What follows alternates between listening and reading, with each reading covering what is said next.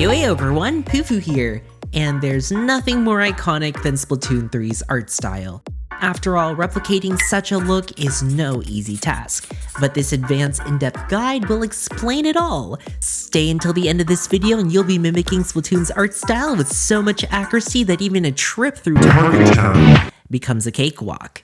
If you're completely new to drawing Splatoon styled art, I'd recommend checking out the basics first in my previous drawing tutorial video. But if you already got the hang of things, then stick around cause we're covering 3 extremely important aspects in nailing this style down: gesture, color, and shading. These are generally the 3 areas that most artists tend to struggle at. I'm no professional, but hopefully the knowledge I learned from animation school can help to some degree. Enough with the blabber, let's get to it!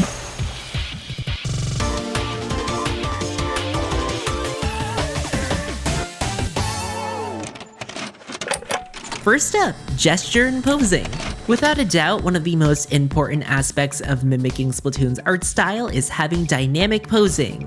If you take a look at the official artist's work, Tori-kun on Instagram, you can notice a lot of motion and gesture in the posing of their characters. To simply put, if you break down the posing of these Inklings and Octolings in their most basic form, you'll spot something called a line of action. So what's a line of action?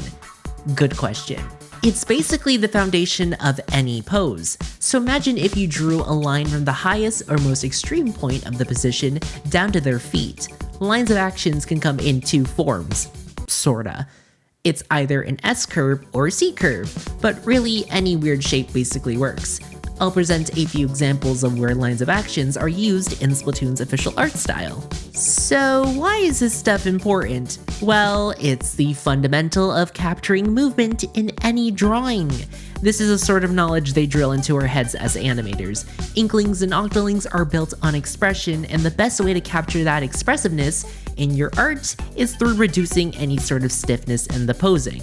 As seen in these 3 examples, Fry, Pearl, and Marina can be defined by a C-curve. This sort of posing is great when you're drawing a character up in the air or expressing dynamic energy.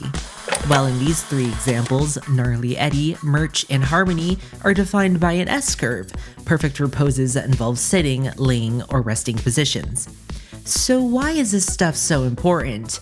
The main takeaway from this is to push and exaggerate your poses as much as possible. Reduce the amount of sharp angles in your limbs and curve them more. Splatoon is oozing with squash and stretchy characters, so apply that essence to your art. Not only does it make your work more appealing, but a strong pose involves taking up good negative space and can be easily distinguished by a silhouette. So in simpler terms, avoid tangents and use up space on your canvas. Anyways, I want to showcase some artwork from the community that best exemplifies energetic posing. This way you can reference back to what works really well. And of course, please go follow and support all these talented artists. Apologies in advance if I pronounced any of your names wrong. First up, let's take a look at this artwork submitted by Bunnisk featuring Off the Hook. Not only can you sense a lot of energy from their poses, but the use of spacing in this artwork is phenomenal, and their silhouettes are easily distinguishable. Next up is Duck and Subby's artwork, which have great flow and lines of action. No stiffness here, and that gives a lot of liveliness to their art. Socks and Ivy's artwork are dynamic in perspective. The character's shoe are closer to the viewer, thus creating a sense of depth, which really helps with the overall appeal of their artwork. While Quiddle, Sin, and Vega make great use of spacing once again. Fuller and wider poses capture energy, personality, and gives your character weight. It's like you can almost feel the action. Now we're gonna move on to a subcategory of this section, which is about drawing out different limbs and facial features of an Inkling/Octoling. I won't be speaking much on anatomy since that's a whole video in itself, but I'll give a quick rundown of basic features like how an Inkling's nose, hands, or eyes are drawn. Alrighty, time to peep some peepers. And by that I mean the eye mask on an Inkling. Surprisingly, they are not that round. I mean, they look like it, but a very important detail that gets left behind is the fact that the outer edges are squared off just a tad bit. And there's a ton of line variety and thickness as well. So here's what you should avoid doing. Instead of making your eye mask even on all ends and round, try drawing them out like this instead. ovals with their outer halves squared off, thickened at the bottom most outer edges, but fine-lined at the very top. And the middle part of the eye mask, it's about 2/3 of the way up, not directly in the middle though. Of course, you can adjust these measurements if the character designs call for it, but this is the underlying proportions for the basic playable Inklings/Octolings. Before we move on, don't forget to subscribe to the channel. We're so close to hitting 25k, and that would be wild if we can reach that goal. Alrighty, let's get back to it. Now, let's get a grip on drawing hands. I'm sorry, are these puns too much for you? Don't complain, I'm literally handing you the answers for free. Okay, so I still struggle at drawing hands, and I'm sure a vast majority of you still do as well. I don't like them, but I'll try my best to explain the overall size relation of an Inkling's hand to its head. From the tips of their fingers to their palms, an Inkling or Octoling's hand share the same length as the chin to the top of their eye mask. In terms of width, the hands are between 1/2 to 1/3 of the head, not including ears. This measurement does depend on the angles. And lastly, fingers share the same length as the palms. Now that you have a good handle on drawing hands, let's get a whiff of how noses work. The basic rundown is to draw an elongated diamond shape, which in most cases works, especially for front-facing views, but it's also important to consider the head angle your character may be facing. In these 3 examples, I've drawn up the usual common direction used the most: a 3/4 front view, 3/4 down view, and side angle. Now there's one key component you gotta be mindful of, and it's foreshortening. Depending on which angle you decide to draw, the shape of that diamond will change. In some instances, it might even appear as a triangle or the letter V, but that all relates back to proper perspective. For example, a 3/4 down view would mean seeing the upside of the nose, and the foreshortening would cause the bottom part to be less visible. Also, feel free to screenshot any of the diagrams presented in this video, that way you'll always have something to reference when drawing. So we've dealt with learning how to sketch up and draw Splatoon characters, but here's where the fun begins. Coloring! This is by far my favorite part in recreating Splatoon's official art style, because you can go absolutely ballistic in choosing a palette. But don't get too carried away. That's a rookie mistake I make and still sometimes do.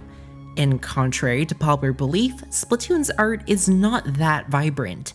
By that I mean not every aspect of its art is saturated to the max. What differentiates official art from replication is the saturation levels. In fact, there's a good amount of gray tones implemented throughout every piece of official art, and a huge chunk of them are painted in earthy tones. Already pro-Volviate your catalog game? Well, here's how you can improve your drawing game as well. With today's sponsor, Huion! I reached out to Huion to check out their drawing tablets. The Kamvas 16. This thin, slim, laminated display is portable for all your drawing needs. It's compatible with PC, Android, Mac OS, and even the Switch. More on that later though. All your drawings will have lifelike colors with over 16 million display colors and 120% sRGB color gamut. The tablet also includes a fantastic anti-glare matte film.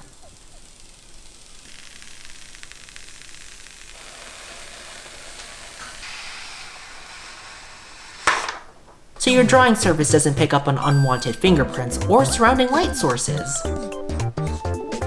To speed up your workflow, this tablet includes 10 programmable hotkeys, freeing you from swapping between your computer keyboard and your tablet. Now, this tablet would not be complete without its pen. Huion's new Pen Tech 3.0 features a more realistic pen-like drawing experience. It has 60 degrees of tilt, 2 user-customized buttons, and 8,192 levels of pressure sensitivity. Now you might be wondering what I mean about Switch compatibility. Well, have you ever been in a situation where you wanted to play the Switch docked but didn't have a TV around, or the built-in display wasn't large enough for your needs? Well, Huion tablets have a unique feature where they can become portable Switch displays. So no matter where you are, you can now play Splatoon with a larger display without a dock, and draw Splatoon art on the go. So talk about splatting 2 squids with one shot. So, if you are looking to upgrade or update your current drawing setup, check out the link below to see what other products Huion has to offer. Now back to the tutorial. Splatoon's art style has had several eras. In S2's era, the colors were more vibrant and textures more apparent. But S3's era emphasizes the dusty and apocalyptic art direction with duller and earthier colors. And the shading is much smoother and rendered out. The main reason why Splatoon's art style is so heavily associated with vibrant colors is because the tentacles are always high in saturation, which contrasts the neutral skin tones and background. So what I'm trying to get at is making sure you balance out those tones. Let's quickly analyze how color is used across the game's promotional material. In most instances, we tend to get a solid color background, but in the scenario that there is an environment or sky, the colors will drastically change on the characters due to various light sources or ambient lighting. To make it simple, picture your Inkling or Octoling in Splatsville during sunset. The effects of the sky cause a shift in your regular daytime palette to become more warm and orange. Areas that aren't hit by the light source are casted in a contrasting color. So this Inkling here in its splatter shot is orange on the side facing the sun, while the opposite side is purple. Orange and purple are contrasting colors. If you want to easily remember this information, just think of Splatoon's gameplay. Your team's ink color is always contrasting the opponent's color. So say your main light source is green, then your shadows would be pink or a grayish pink for a more subtle look. Although this topic is more related to shading, base colors are still affected heavily by their environments, so consider pulling up different lighting references before putting any color down. If we decide to go with something a little more simple, a solid color background makes reproducing Splatoon's art style a lot easier. Because there isn't any direct light sources or ambient lighting you have to manage, you avoid this major rookie mistake of over-rendering, which I'll cover in the shading segment of this video, but to keep it short, a plain background means you can stick to a neutral palette. If you are up to the challenge of doing detailed environments, then definitely have tons of reference handy. My recommendation would be to start off with a solid color background, then moving on to a simplistic background of the Splatlands desert. You can easily study and color pick from existing artwork. Once you've mastered that exercise, go ahead and explore different lighting setups and experiment with them. No one gets it right the first time, but you'll learn a lot by diving outside of your comfort zone. Alright, let's take a look at some artwork featuring strong or interesting colors. Before we even begin to draw, make sure you go ahead and download the Splatoon style brush pack for ProCreate. If you're a PC or Mac artist, there's a Photoshop and Clip Studio Paint version as well. Huge shout out to CDS and Chives for converting them over. I'll leave a link to these resources in the description below. And best part is, it's all free. First up, Artsy Mandy and Taku Squiddy have artwork with excellent color choices, especially in variety or balance. These vibrant accent lighting rims really help the tentacle shine. Next up, Azor, Shuds, and Moon showcase ambient lighting in their pieces. In the setting of the Splatlands desert, we spot something known as atmospheric perspective. Further objects like these rocks or the Eiffel Tower are lighter in color, while the characters in the foreground are darker. Tarazi, Ryder, Mytho, Ashi, and Gato implement great ambient lighting into their artworks as well. Across all these pieces, we get a sense of where the main light source is. For instance, it could be the sun, an overhead lamp, concert lights, or the distinctly clear rim lighting to showcase the main direction the light points from. But the shadows casted are complementary colors to the main light sources. Lastly, Mur and Ken's art are consistent and cohesive with their color choices. The overall artwork is well-rounded in terms of sticking to a palette or tone. There still is a variety in color, but it isn't off-putting. We've drawn, we've colored, and now it's time for shading. Shading is one of the most important aspects that defines Splatoon's style of art. With a proper balance between rendering and cell shading, you too can achieve that flawlessly smooth yet textured look. So we'll go over what not to do first. Avoid over-rendering. This is a common mistake that gets overlooked a majority of the time. In fact, I still get carried away when it comes to shading, but adding too many shadows and highlights can alter your piece to appear more three-dimensional, which goes against the overall flat look that the official style achieves. So instead, keep your shadows to one or two colors. As for highlights, it's usually one color for rim lighting. If you ever find yourself overshading, simply add the initial base color in a separate clipping mask layer, then lower its opacity to around 25 to 40%, and you've just flattened your artwork. But a lack of shading is also an issue. Splatoon's art style still maintains, for the most part, subtle shadows to distinguish volume and form. For example, areas like the underside of the neck are darker because the head casts a shadow into that direction. Another characterization of this style is the fact that shadows are more saturated than the base colors that they are applied to. That means that darker areas tend to be more vibrant, while the lighter a color gets, the more muted it becomes. That's why I recommend you follow the 3-color plus gradient rule. I tend to find that this principle works quite well when figuring out how to approach shading. You have to have your base color acting as your middle ground between the shadow and highlights. The added gradient is there to easily blend in ambient lighting. To apply a gradient, you'll want to use one of the Splat Texture DX brushes to go over the base color. Instead of using a smudge tool or an airbrush to blend the colors out, take the base color and reapply it like this. That way you'll still maintain a textured look without muddying your colors. Speaking of textures, there's 2 ways you can approach it. Splatoon's artwork uses a mix of both techniques, smooth and rough shading.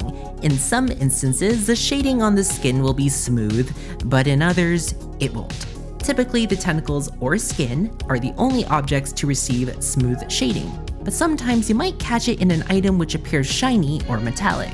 I tend to find that a variety is key to accuracy, so make sure you alternate between the two for a better result. However, smooth means using the previously mentioned method of reapplying base colors. No airbrushes or any smudge tools, please. Now it's time for us to observe some great examples of shading. Simple Door, Lexio, Sakasuru, Chrysoprase, Huion, Ventes, and Lore balance out their shading techniques very well. By using both smooth and rough shading, these artists' artwork are closest to the official art style. There are some gradients alongside textured areas. Nothing feels over-rendered, which makes these pieces very accurate. Alright, there's one last crucial thing we have to cover today. Tentacles, or hair. I'll briefly go over some general tips.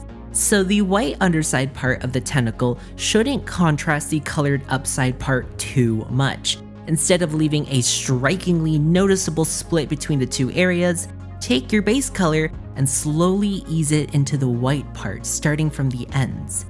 Tentacles have a contrasting color to complement the base tone, as seen in the game, so it's important to add those to the tips. As for the shiny reflective parts, it's better you treat them as a separate layer rather than an overlay. Overlays can work in some instances, but you do lack control on how certain colors will react. So try color picking and applying those highlights first on a normal layer with a clipping mask before swapping to overlays if nothing works for you. Even lowering the opacity can work too. For the strongest highlights, you'll want to limit them down to 1 or 2. Too many and it becomes cluttered. Also, avoid pure white at all costs. Almost all of Splatoon's art has an off-white instead. Pure white is just way too strong and becomes distracting. And finally, Orange Bubble and Blue have accurately drawn out how highlights should appear on the tentacles. A few light spots with the surrounding area casting the secondary highlights. Well, looks like we've reached the end of today's video. I sure hope you learned something useful at least. Once again, a huge thanks to Huion for sponsoring this video, and a huge thanks to all the artists that submitted in their artwork. I couldn't get to everyone's pieces unfortunately, but from what I saw, they were all stunning. Don't forget to subscribe, and if you have any tips that you would like to share, drop them in the comments below. Until next time, Pufuu offline.